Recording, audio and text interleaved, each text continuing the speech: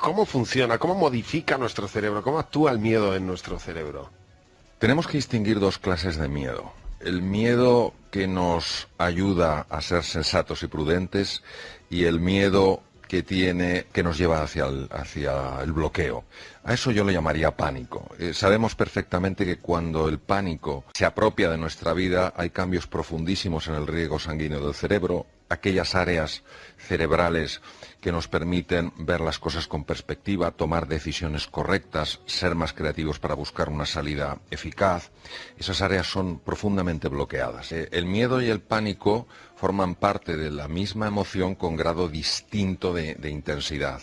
Lo que ocurre es que el miedo sostenido en el tiempo es una realidad en la vida de muchísimas personas, es decir, es el vivir asustado, y eso obviamente se paga muy seriamente no solamente en el funcionamiento del cerebro, sino también en el cuerpo. El miedo sostenido es una causa clarísima de enfermedad.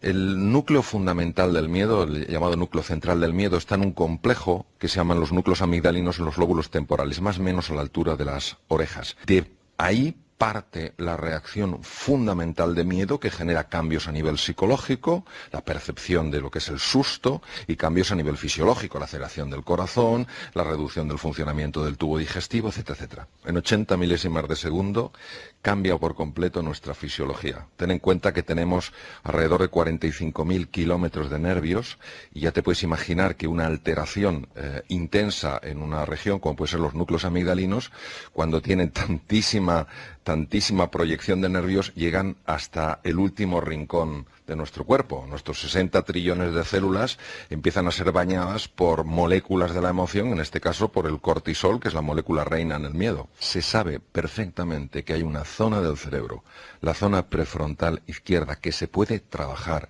que se puede educar, que se puede entrenar, y que es capaz de mantener a raya esos núcleos amigdalinos, mantener a raya la amígdala, para que no se dispare de una forma inadecuada o para que no se dispare con demasiada intensidad. La forma de entrenar el área prefrontal izquierda está ya muy definida. Por ejemplo, una de ellas es el organizar tu tiempo. Dedicar los 10 primeros minutos del día a decidir qué va a ser lo prioritario para ti, para no verte luego inmerso en un montón de cosas que te están robando la paz.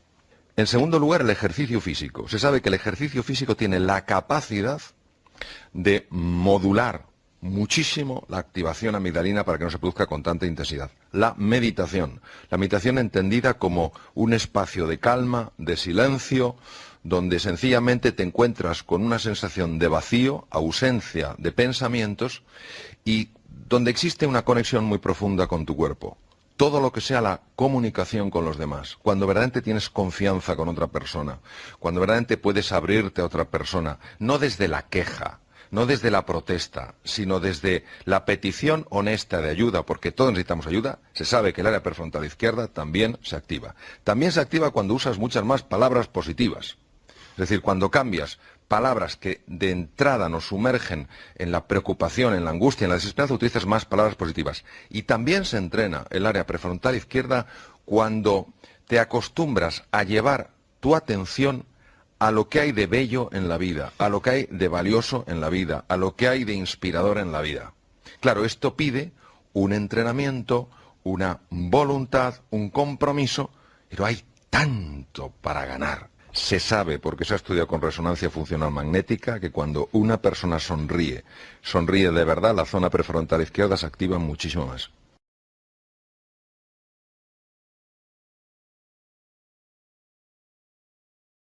Mario, ¿qué podemos hacer para fomentar una cultura del atrevimiento? ¿Qué es lo que evita que sigamos intentándolo? ¿Qué es lo que evita que nos arriesguemos cuando no podemos controlarlo todo, cuando estamos en un mundo incierto? Yo te diría que la conexión que establecemos en nuestra mente, una conexión que hace que los errores los veamos como fracasos. Y cuando un error lo ves como un fracaso, es como si vieras que está definiendo lo que tú eres, un fracasado, una fracasada, y no lo que ha sucedido, un error. Un fracaso es sencillamente un error del que no has aprendido nada. Fíjate qué curioso, cuando yo cometo un error y empiezo a atacarme, a considerar que si he cometido ese error es porque soy torpe, porque me falta capacidad, porque activo unos núcleos en el cerebro, los núcleos amigdalinos, que tienen la capacidad de bloquear el hipocampo. El hipocampo es fundamental para aprender. ¿Cómo voy a aprender si estoy evitando o privándome de la posibilidad de hacerlo? Entonces, yo creo que es cambiar por completo nuestra relación con el error. ¿Eres tú, con tu forma de hablarte, el que determina si cuando te caes en un bache o en una tumba? Hay que cambiar por completo nuestra asociación. Error igual a fracaso. Porque eso es lo que evita que sigamos intentándolo. Y en el fondo el error es algo que te enseña y te ayuda a hacer las cosas mejor la próxima vez.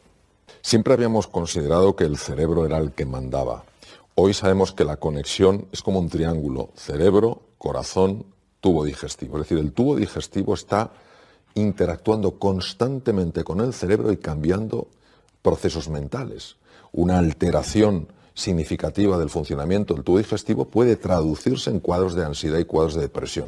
De alguna manera, todo está afectando nuestra toma de decisiones. Creo que los seres humanos cometemos un error, que es que damos demasiado peso a lo exterior y demasiado poco a lo interior.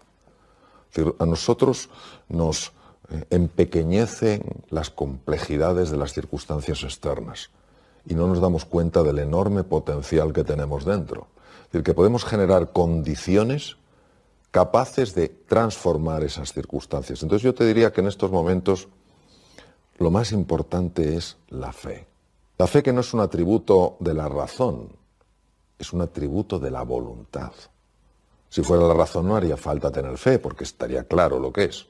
Yo elijo tener fe. Fe en este caso, el potencial que hay en los seres humanos, sobre todo cuando estamos juntos, en que dentro de nosotros hay recursos que precisamente salen en medio de los desafíos. Pero si la conversación que tengo yo es una conversación: Mario, tú no puedes, Mario, esto es demasiado difícil, ¿tú qué vas a hacer? No sé qué tal cual. Es mi propia conversación, es mi forma de hablarme la que bloquea la expresión de ese potencial. Considero que el secreto de la felicidad es aprender a amar, pero no el amor que atribuimos o que conectamos con un sentimiento. Yo te amo porque siento ese cariño hacia ti. Yo hablo de un amor que es un amor sin condiciones, un amor gratuito. Yo te amo porque elijo vivir así. Entonces yo creo que la dificultad para ser feliz estriba en que no sabemos amar. Nuestro amor se ha convertido en un trueque. Yo te quiero si eres como tienes que ser. No, yo te amo por quién eres, independientemente de cómo seas. Al final se nos examinará en una sola asignatura: nuestra capacidad de amar. Y muchos de nosotros o nos espabilamos o vamos a suspender, porque solo amamos a la persona que nos parece digna de ser amada. Me gusta recordar una frase de Paulo Coelho que decía: ámame cuando menos lo merezco, porque es cuando más lo necesito. El ser humano tiene un apego extraordinario a ese mundo que es un mundo familiar y que se llama de una manera confusa zona de confort. La zona de confort no necesariamente es cómoda, la zona de confort sencillamente marca un entorno familiar, es decir, algo conocido. Y verdaderamente, aunque el cerebro humano sí está preparado perfectamente para hacer frente a los desafíos, los cambios, la incertidumbre, la volatilidad, la complejidad, todo eso, la mente humana, por una serie de condicionamientos, no está nada a gusto con los cambios. Entonces, la situación que estamos viviendo actualmente trasciende el mundo laboral y llega ampliamente y con enorme profundidad al mundo relacional y al mundo vital. Entonces, nosotros lo que necesitamos es descubrir qué podemos hacer para navegar por esta tormenta con serenidad, con entusiasmo y con confianza. Mantener la serenidad, mantener la ilusión y la confianza parece algo profundamente contraintuitivo. En una ocasión un medio de prensa me dijo: con esta realidad, ¿qué vamos a soñar? Como diciendo, no tiene ningún sentido soñar nada. Y yo creo que es más bonito y más útil hacerse otra pregunta: ¿qué tipo de sueño tenemos que soñar precisamente para transformar esta realidad? El ser humano ha de entender varias cosas. Primero, que cuando pasa por un momento de incertidumbre, un momento complejo que no puede controlar, eso se experimenta como sufrimiento. No es agradable y tenemos que ser capaces de trascender ese dolor, tenemos que ser capaces de trascender esa dificultad para crecer. Hay un síndrome muy conocido desde la guerra del Vietnam, el síndrome de estrés postraumático, que se da con relativa frecuencia en personas que han experimentado situaciones críticas. Allí, por ejemplo, obviamente un conflicto bélico también se ha dado en personas que han quedado atrapadas en coches después de accidentes, después de terremotos, etc. Y una de las cosas que llamó la atención es que un porcentaje nada desdeñable de personas, a pesar de haber pasado por semejantes horrores, después de eso, como seres humanos, habían crecido. Y este concepto que no se valoraba, no se había considerado como posibilidad, empezó a llamar la atención. Es lo que se llama el crecimiento postraumático, el crecimiento después de una situación difícil.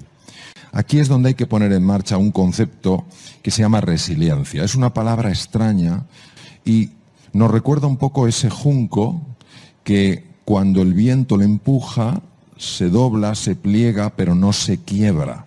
Y cuando el junco ya no está sometido a la presión tremenda del viento, ese junco vuelve. Es decir, la capacidad de resistir un determinado grado de deformación y la capacidad de recuperarse una vez que ha sido deformado, eso define la resiliencia. Entonces, cuando nosotros conseguimos ser resilientes, es decir, conseguimos no quebrarnos ante la presión, no quebrarnos ante el dolor, no quebrarnos ante la dificultad, no quebrarnos ante la incertidumbre, ese junco se hace más robusto. Y a ese junco en el futuro le deformarán mucho menos los acontecimientos exteriores y se recuperará mucho antes. Nosotros, ¿cómo podemos ganar en resiliencia en esta situación, que es una situación nueva, es una situación que nos ha descolocado a todos y que ha conseguido algo que parecía imposible, que es generar un impacto a nivel global? Pues nosotros tenemos que tener en cuenta que sea en el trabajo,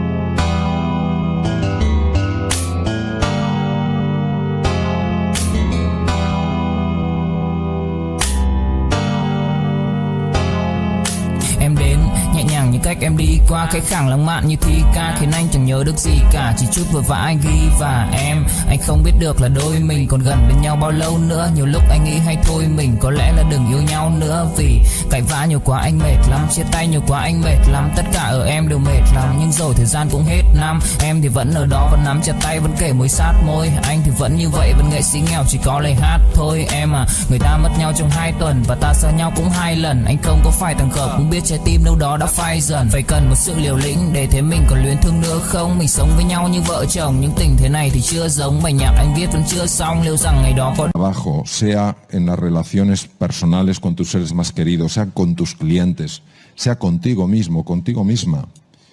Hay una serie de dimensiones presentes en todo ser humano que si las cuidamos, si las 3 cosas, las 3 dimensiones las cuidamos, es inevitable que aumentemos la resiliencia, inevitable. Uno correspondería a la dimensión física, a nuestra corporalidad, a nuestro cuerpo. La otra dimensión correspondería al aspecto mental, al funcionamiento de nuestra mente.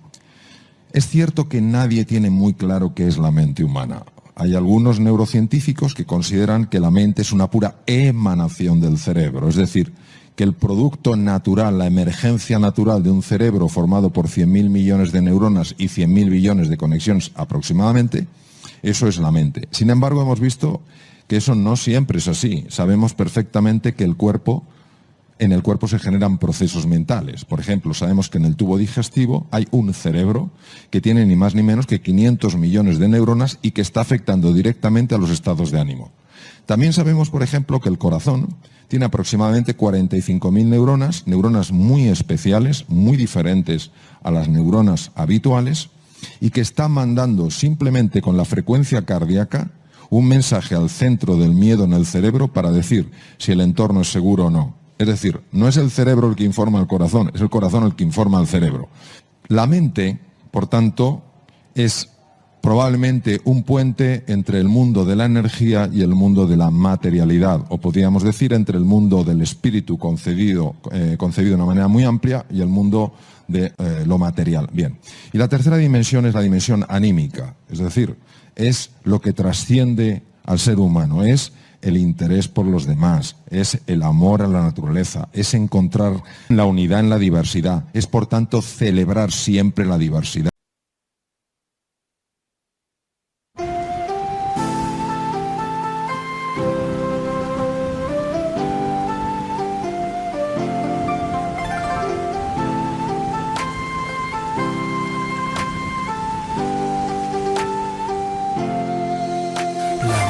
Chưa đổ cơn mưa rào, em đi câu biệt ly còn chưa chào, quên môi hôn đắm say cái nắm tay, quên những ái ân lẫn giận hờn vừa trao. Em ơi tình đầu còn nhiều bỡ ngỡ, sao lại đành lỡ dở. Anh không biết sóng bắt đầu từ đâu, nhưng sóng quá lớn thì cuộc yêu vỡ bờ. Em ơi giấc mộng chưa thành đã dở dang, ngậm đắng nuốt cay nhìn trời mà thở than. Có lẽ nhân duyên sắp đặt sự lỡ làng, anh không bằng lòng nhưng đâu thì gỡ gạt.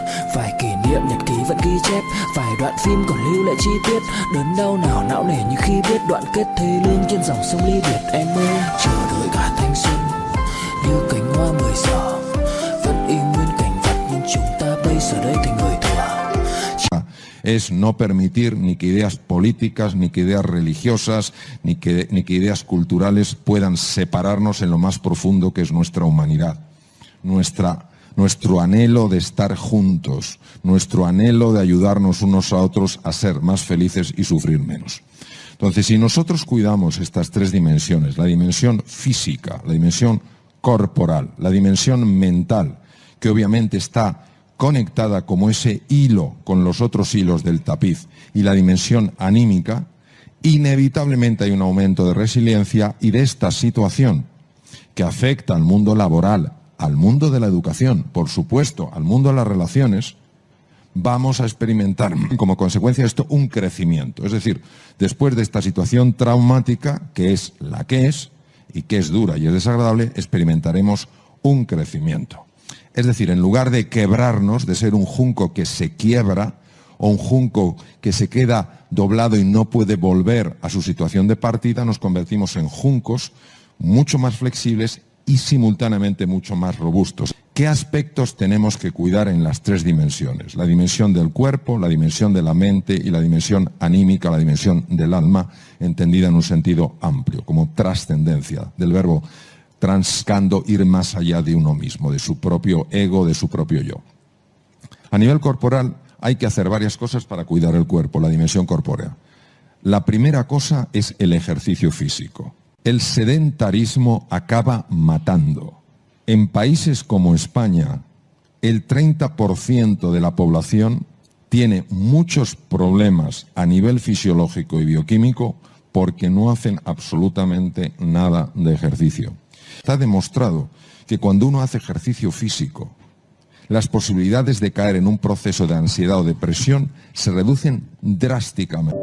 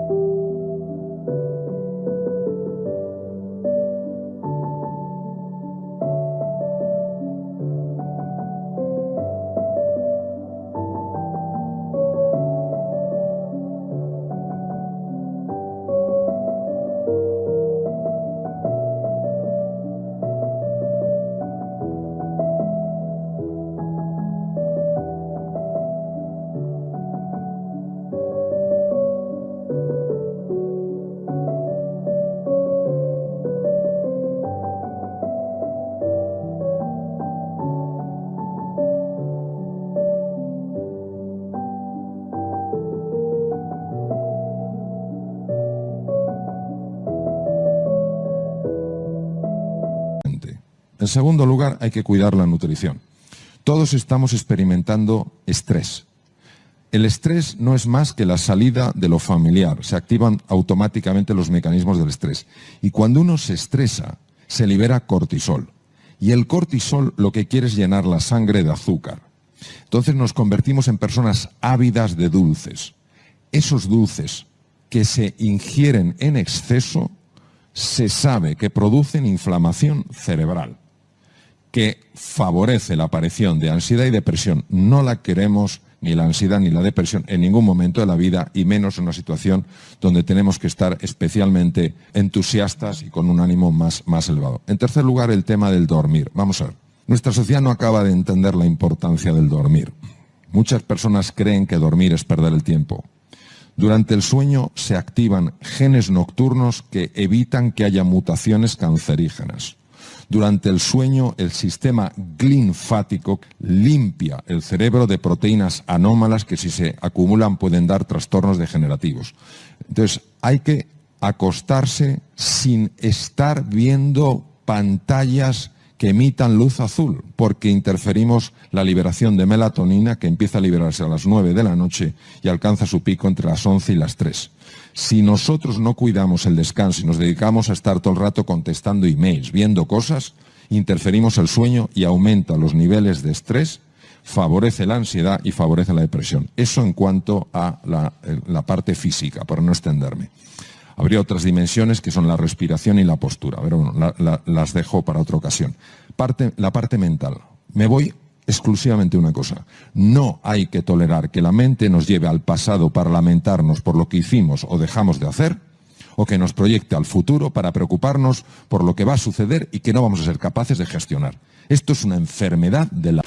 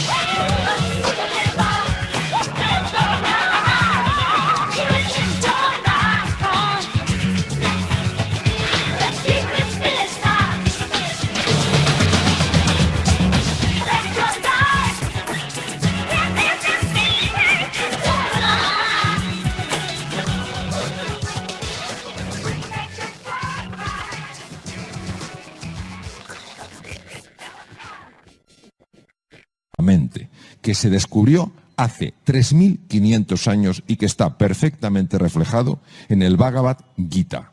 ¿Cómo lo hacemos? Entrenando el músculo de la atención. Las prácticas de la meditación, las prácticas del mindfulness nos ayudan a centrar la atención y a saltar de lo que se llama la red neuronal por defecto a la red ejecutiva central. La red neuronal por defecto es la base de la infelicidad del ser humano y influye directamente en la enfermedad. La red ejecutiva central se activa cuando nos enfocamos en la tarea. Mejora el funcionamiento del sistema inmune, que es precisamente el que nos tiene que defender de los virus.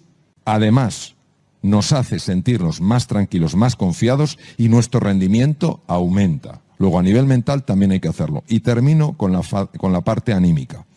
La parte anímica no tiene sentido si no trascendemos el yo y nos encontramos con el tú. Y nos encontramos para generar el nosotros. Es el momento de la cordialidad. Es el momento de la empatía, es el momento de la compasión. Entonces, no busquemos excusas que nos las creemos, ese es el problema, y que nos limitan nuestra capacidad de encontrarnos. Si nos queremos encontrar, los ojos son los primeros que transmiten la mirada apreciativa.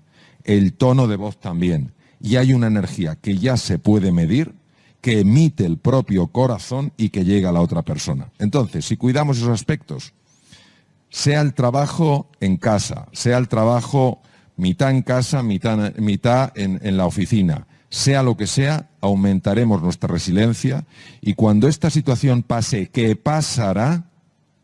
Diremos, fue duro, hemos crecido.